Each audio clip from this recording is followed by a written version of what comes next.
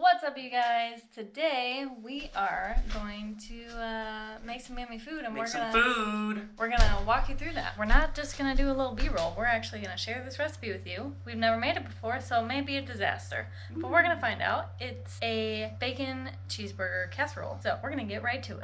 Kiffer's excited about this recipe because it uses his cast iron. I know. He loves cooking in a cast iron. Well, I do, but I don't, because it sets off the smoke detector almost every time. So I think I said this. We haven't made this recipe yet, ever, but it seems like it's gonna be pretty easy. I hope that this all makes sense because we're whipping it up kind of quick because we have a workout in about an hour. Set your oven to 375 and then cut up 8 slices of bacon and put it into a pan. And by 8, she means 15. By 8, I mean 10. We just ended up using the whole pack. But let it get nice and crispy and then pull it out onto a plate that has a paper towel on it to absorb that extra grease.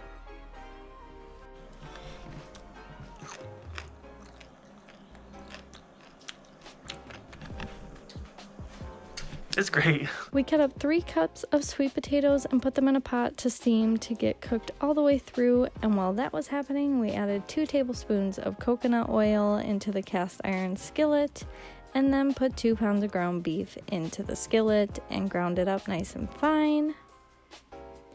Once it was mostly cooked all the way through, we added 2.5 cups of the 3 cups of sweet potatoes into the ground beef.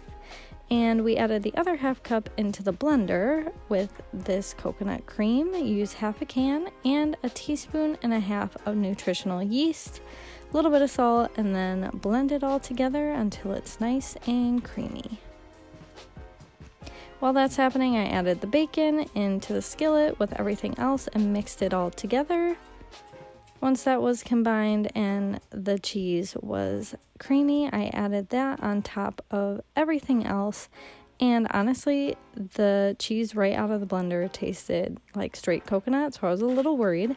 But we put it in the oven for 4 to 5 minutes, and really that's all it takes to get that cheese sauce nice and melty on the top. And we took it out, and everything was combined beautifully, melted together, and it tasted amazing.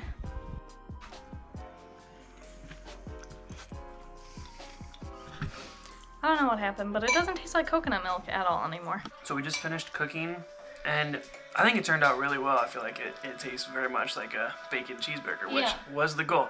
We have to run and do a workout, and we've been told by one of our buddies that we're working out with that for every minute we're late, we have to do an extra burpee. So we have... That's not gonna happen. I'm eating more. I'm gonna leave the recipe in the description below because you should try it. It was really, really easy and tastes really good.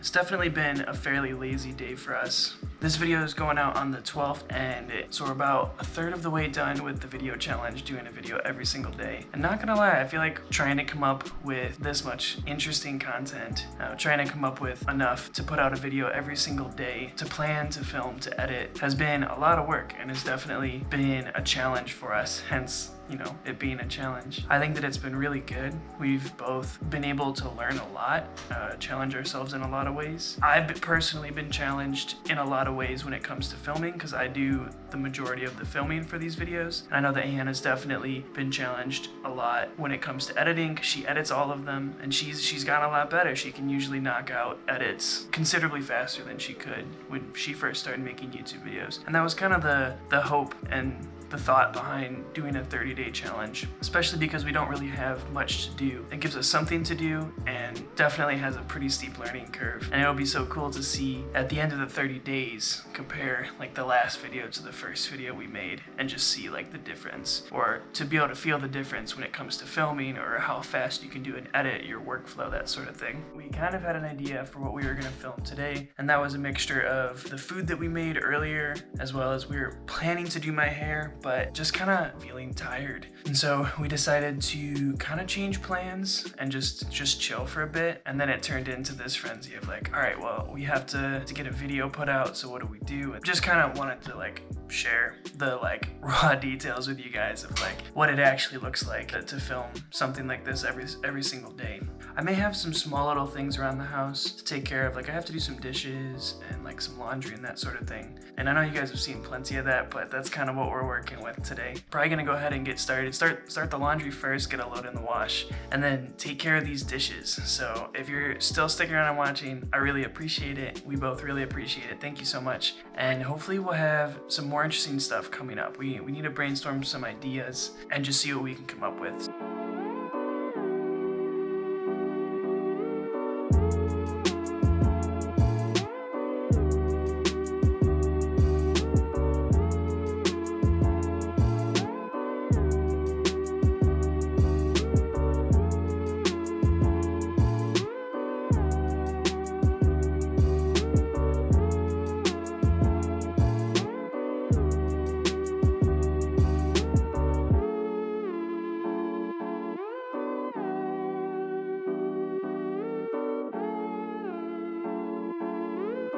It's the end of the day, made some good food, got some things done. Now it's just time to edit.